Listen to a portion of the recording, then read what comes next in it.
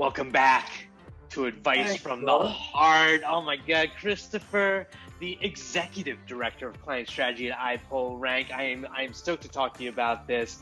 Today, you and I were going to kind of dive into why is it that when companies hire an agency, they always get such different experiences? Why is that? Yeah. Well, first, thanks for having me back. I'm excited to be here. I love our conversations.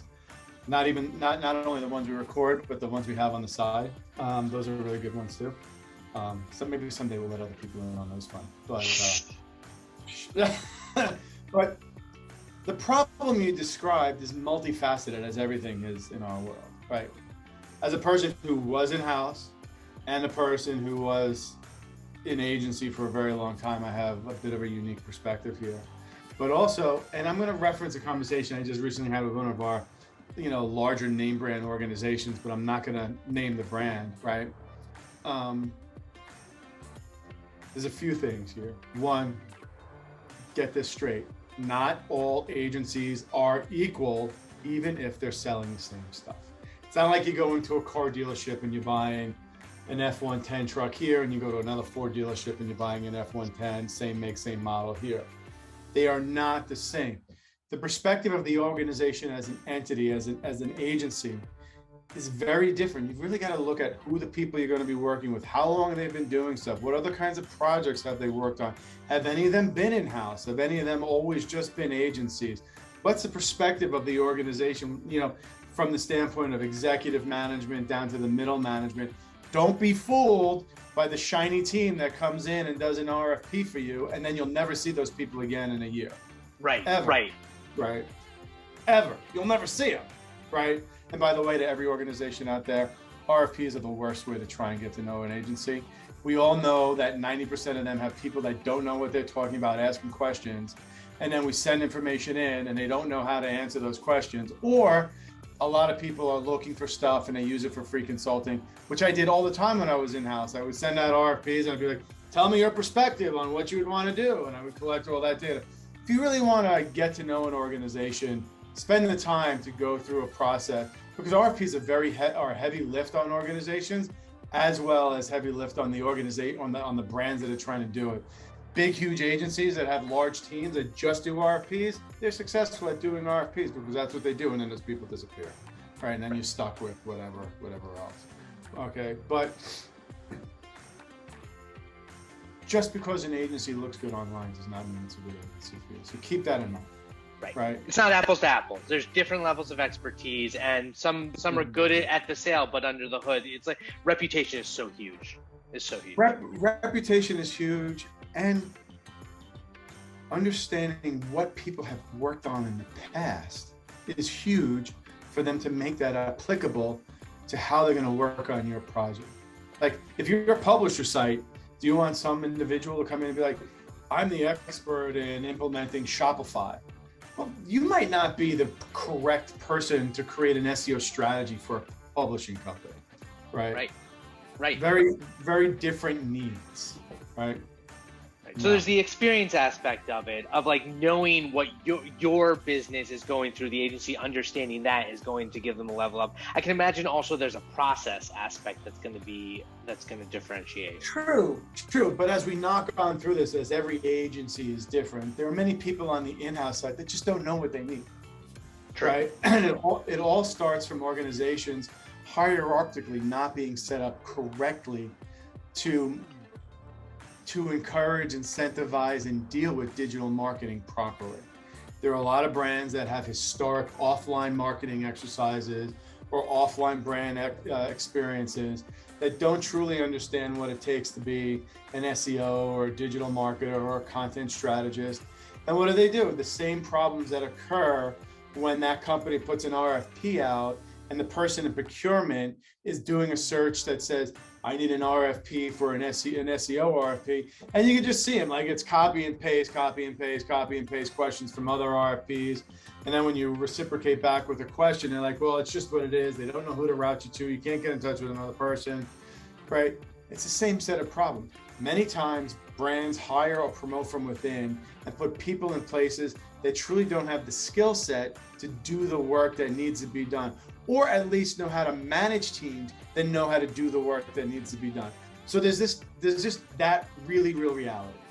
And on the other side of that, you have organizations that just haven't changed or evolved digitally in any way. So they're operating traditionally because that's the well that's worked for them. But then when they're trying to deal with changes in their environment, whatever it might be, recession, COVID, or less people go into stores, or whatever, and they're suddenly not selling online, they want to, whatever it might be, they just really haven't thought about it from an organizational point of view, right? When you have multiple divisions that are incentivized to operate to best performance of their own needs at the expense of cooperative actions for the needs of the organization, you're going to have inevitably one or two successful divisions that are going to then, in the eyes of Google, iron out the ownership of what the brand means. Unsuccessful other divisions that aren't going to get the leg up to work well together. They haven't centralized their resources, so people are trying to figure things out at different rates, right? Yeah, sometimes you have different organizational matrix across countries, internationalization, language. You've got, I bought, merger and acquisition. I bought 5 organizations last year. Well, how have you realigned those initiatives and the technologies in which all of these organizations are functioning on so that everybody operates as one? And if you haven't done that correctly, you are expending more money because you've got multiple technologies running at different times. You have to constantly fix and upgrade and deal with them. You haven't planned for how they need to work correctly moving forward, right? So the two-part problem here is people in organizations many times don't know what they need, and they get on calls with people and people sell them what those people think they need, and those people buy a bunch of things, and they haven't figured out that the glossy magazine pitch or whatever the person looks like isn't going to equate to the results they think of on the other side, or the skill set just isn't there, right? Right. So I'm with you on all this, because what I'm getting is the importance of like two things: is expertise and trust, right? Like you need one or the other, but like ideally you need both. Like if you have the right person in the role, then you have the expertise. If you don't have the right person in the role, you need to be able to trust and identify someone with the expertise, because it is hard to like know everything about what you're trying to do. Possible. Anybody that gets on the phone with you and goes, "I'm the expert and this is my guru and they know everything," that's like 10 alarm bells in my mind to say, whoa, I need to put some distance here and think and look at this a bit more. And in fact, anytime I've been called an expert or a guru or someone, just because I've been around the industry for a very long time, I'm like, there's always somebody else that knows more than me. I'm always learning a lot from new people that come into the business because they don't have cemented perspectives. And if the person who you're talking to that's going to deliver your service doesn't have that candid empathy about their reality, then you're buying a resume and you're buying an ego. You're not really buying the service. It speaks to the whole RFP thing. It's like the whole form of the RFP, the model of it doesn't kind of lead towards trust. It's almost like the better way to go about things is speaking to someone that you know and trust, and having them refer you to someone they know and trust. Word of mouth referrals are always the best. It's always been, right? Yeah. Which is why WOM is always somewhere in a conversion funnel, right? Yeah. Because it's really real, right? Yeah. Like, why wouldn't I take it? But here's the caveat of that. Yeah. If your word of mouth reference comes from a person that is equally unknowledgeable about what is needed, yeah, you can easily, it's like you're buying the next shiny ball, right? Like, you don't always need to be doing the greatest cutting edge thing, right? Sometimes you're going to get in your initial phases of solving problems. What is the structural process optimizations or organizational, reorgs you have to do? What really are the blocking and tackling, basic building block things that have to be done to enable the organization not to just happenstance catch lightning in a bottle, but to repetitively build a thing and scale it in a way that helps to insulate them from the ever-changing environment in the marketplace. Yeah, I mean, it almost speaks to like the idea of when you're getting a referral, you almost need a 2-level referral word of mouth. Like you almost need a referral to a consultant who can then actually refer to an agency. Like the consultant knows what they're talking about, unless you get the agency right. Yeah, well, that's also why. Okay, so there's a small niche marketplace of individuals that companies hire, and that person is really good at helping vet out and find vendors, and in finding the vendor, that person's job is understanding the need, nuance of this and whatnot. I will happen to say that during the RFP process, if you throw in correctly as the agency and as the brand, you've got to have teammates show up, right?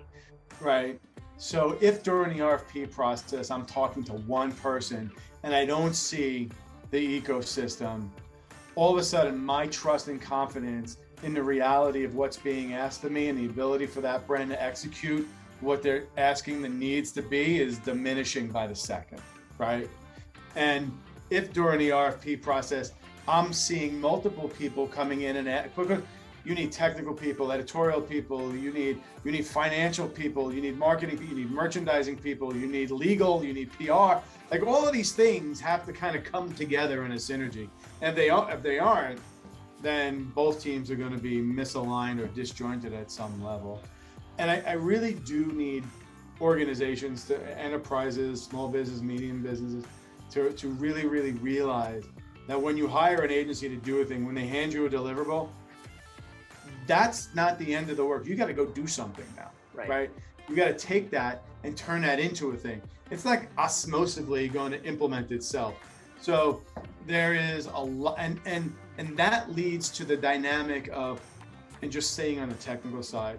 Yeah. If you haven't put the technical teams to the table early and long enough in advance, they won't know why they're doing a thing. And if executive management isn't incentivizing the team to be efficient, to work well together, to fix these things for the singular purpose, then why would they want to do that over some other priority? They won't. It makes sense. Like you would want to bring in your technical team, and then if the business doesn't, it's almost on the agency side to say, hey, do you have the right resources to execute on this? If not, we can point you in the right direction. We can tell you what you need, but that's going to be, it's one of the reasons like we do an implementation audit with our clients is like the only way you're going to hit those results is if you actually are kind of going through the process and putting into play what the agencies recommend. Our project trackers have a dial in there that show how much of what you've implemented to completeness and whatnot. And as we're in evolutions around reporting, we're putting in our reports on dashboards. Here's where we sent you the document. 5 months later, you finally read it. 2 months after that, and then you're saying, why haven't you seen a result yet? Right? So those conversations really, really do happen, and really, are issues we have to overcome. Yeah, and I think it's an important thing to like that relationship with your agency is the back and forth of, there's accountability on both sides because it's a win-win. Like everybody wants to be successful. We're working towards like the agency only, is successful if the company's successful, and the company's successful if the agency's successful. Like if you establish that from the get-go, and I guess that brings us full circle to this whole idea of why you get different experiences from different agencies is having that communication at the get-go, like assuming that you choose the right agency, that you have those expectations and responsibilities on both ends. That, and don't buy based solely on cost of services, because you're going to end up in snake oil salesman all day long, and then you're going to have hesitation about being really, really committed to a project that you pay for service, and expertise costs money. Yeah. How do you identify that? Like how do you, and then we'll kind of end this, but like if you are the one who's looking for the agency, how do you avoid the snake oil salesman versus the legitimate quality agency? So I'll go back to an RFP process we went to where we were presenting our pricing and whatnot, and we were up against a very large, conglomerate holding company agency. And we were only pitching on the content and the SEO side, and they were pitching all of that, but also on the very large PPC budget side. And what do? Because they've got massive buying power, because of the amount of money they get to spend, they get to distribute things better, so they get better ROI on their margins for the return for the ad buy. But they then bolt on content creation and SEO as almost like a dollar cost average down to nothing, right? Mm-hmm. And now I'm talking to the person on the other side, and the guy's going, well, they're going to be doing paid, and look, they're now going to give us this for free. And I'm like, good luck, have fun with that. And over the course of some period of time, we've slowly won back a pile of, disenfranchised, unliked content, produced SEO projects that the visions were forced to then go to because they were unhappy with that work, right? Because you bolted it on because you got a better buy anywhere, it's that that's one of the conversations. And then, at the end of the day, not all agencies are created equal. And you've all seen these images of, champagne taste, but Budweiser budget. And that's really real, right? Yeah. I mean, that happens all the time. People are like, we want, what's your budget? Okay, well, you might get 2 more phone calls with me for that budget, but that's about it, right? You got to really stack up the reality of what you're fighting against and what your return is going to be, not purely just the case for the expense of a thing, but how critical and how are these things for the success in life of the entity, the organization, right? Yeah. Not all organizations need to be a superpower online. That's a really real reality. Yeah, absolutely. Depending on the industry. So many good points. This is a really important conversation. It's really hard. We're not saying it's easy, but if you have any more questions about building that right, relationship, come back for the next episode of Advice from the Heart. My name's Garrett Sussman of iPullRank. This has been Christopher Hart of iPullRank as well. Thank you for joining me, Chris. It's always cool to get your experience and insights in this world of enterprise and agencies. You guys have a good one.